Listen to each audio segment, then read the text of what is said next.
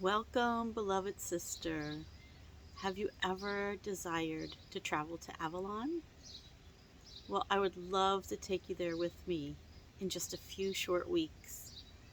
I'll be traveling back to Glastonbury, England.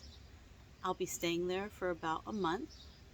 This is also known as the heart chakra of the world and the mystical Isle of Avalon. I'll be letting you in on all the amazing places I go and the amazing people I meet.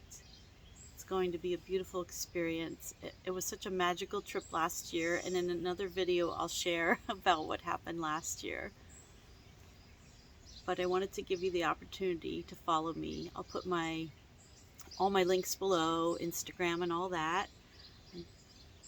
I'm new to social media, so bear with me with any techie things that happen, or I'll get better as I go along. But the most important thing is I want to share the life-changing experiences that I've had and that you can have also, to have a full life and flourish in all areas of your life.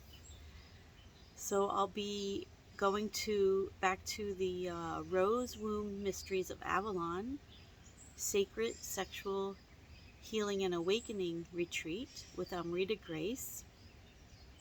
I'll put a link below for that as well. And it was a very powerful experience. I knew I had to return this year for the second round. This is the last year she's teaching it there.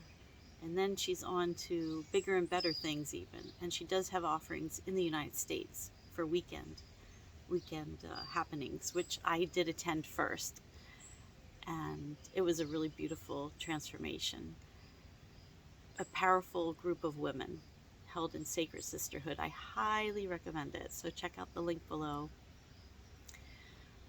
But yeah, so my name is Cynthia, for those of you who don't know me, obviously.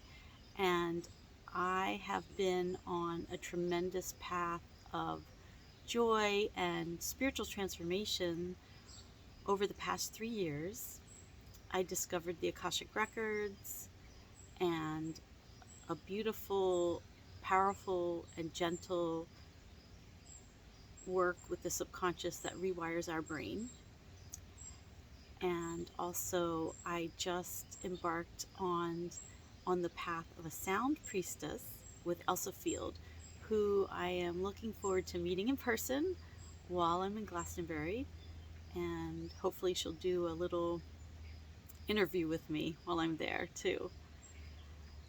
Let's see, what else do I want to share with you? I'll be sharing in future videos, like I said, about the trip I had last year, and also about Mary Magdalene. Being raised Christian for the first 25 years of my life, I was introduced to Mary Magdalene, as many of you who may have been raised Christian or Catholic were introduced to her this way too, perhaps, that she was a prostitute who Jesus saved. And she supposedly wasted all this precious oil, and she was known for anointing his feet with her hair and the oil. Well, I've read 3 books recently, and I'll put them below also, about Mary Magdalene, and I have come to learn that she was most likely an Egyptian priestess of Isis, and that she was wealthy, and that she may have financed Jesus' ministry. And also, when she used the oil to anoint Jesus' feet, she was Christing him. Christed means anointed. And that she was a very powerful woman. She was one of the head apostles, and that after the crucifixion, she fled to southern France, where there's still a large following of Mary Magdalene, and there's tours there and all this kind of stuff. So anyway, for years in my life after I left the Christian church, I didn't want anything to do with anything related to Christianity. So I kept pushing her away. I just thought, what is the big deal with Mary Magdalene? But on the retreat last year, people kept talking about her and meeting her and having experiences with her. And I thought, what is the big freaking deal, people? Why are you so obsessed with Mary Magdalene? And then I found out it was her feast day. The day I was flying home, it was her feast day. So this year I extended my trip to be in Glastonbury for her feast day. She's very much celebrated in Glastonbury also because she went there with her uncle Joseph and helped found the cathedral there. So there's a lot more for me to explore around Mary Magdalene, and didn't know this video was going to turn into so much talking about Mary Magdalene, but since it is, I'll share my personal experience of her that I had just a couple months ago. I, out of the blue, decided to take a bath, a ritual bath, and I sprinkled rose petals on the water. And this was after twice earlier in the day, Mary Magdalene coming up. I started reading the book of She, which a friend gave me supposedly a decade ago, and it's been sitting on my bookshelf. I just started reading it a few months ago. And the first chapter talks about the author's meeting with Mary Magdalene, her encounter. And then later in the day, I went outside to eat my meal, as I often do. As you can tell, I spend a lot of time outside. You'll hear a lot of birds. And I decided to bring my smartphone and listen to something. And I looked at the podcasts I had, and right away I saw something about Mary Magdalene, so I listened to that and the rose lineage, learned a little bit more about her. So when I got the bath, the ritual bath, I had sprinkled rose petals in, and I set my intentions, and I thought, oh, I'll use my smartphone and listen to some music while I'm in the bathtub. I went on Spotify, and in my feed there was a song about Mary Magdalene came up, so I played that, and it turned out to be more of an invocation. I started singing the song, sing along with the song, and I felt my heart opening up, and I kneeled in the water, and I finally opened up to her, and I invited her to be one of my teachers. And I said, okay, I'm going to open up my heart to you and invite you in. And in that moment, I didn't expect this, nor have I ever experienced this before.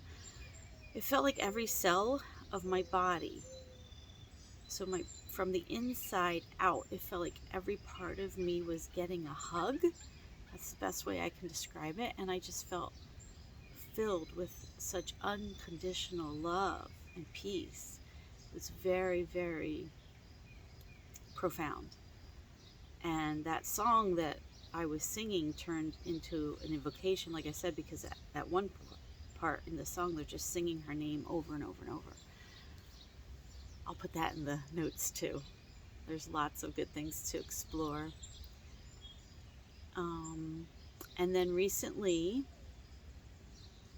I had my first experience with microdosing.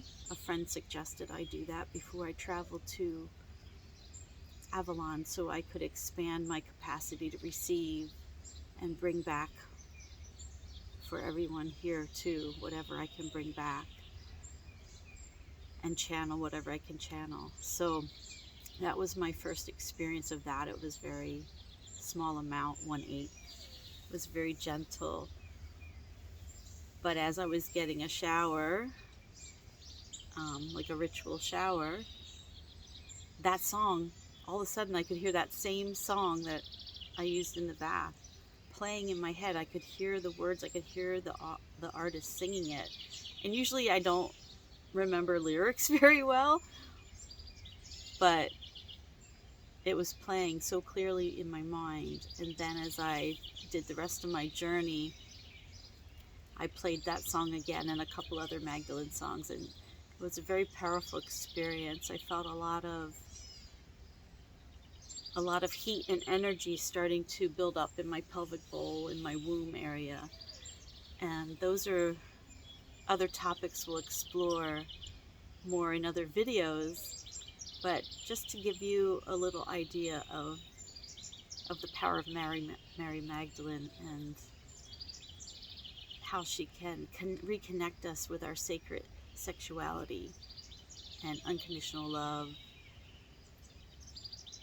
So I hope that you will follow my journey and let me know how it resonates with you, what you get from it, if you've ever been to Avalon, Glastonbury, and just share your spiritual journey with us in the comments below. And remember to subscribe and sign up for notifications so you see all the new videos I'll be sending before I leave, leading up to the trip, and for the month that I'm over there. I wish you all many blessings, and I look forward to connecting with you in the comments and in all the other social media avenues that we can connect. So until then, be well and flourish, my sisters.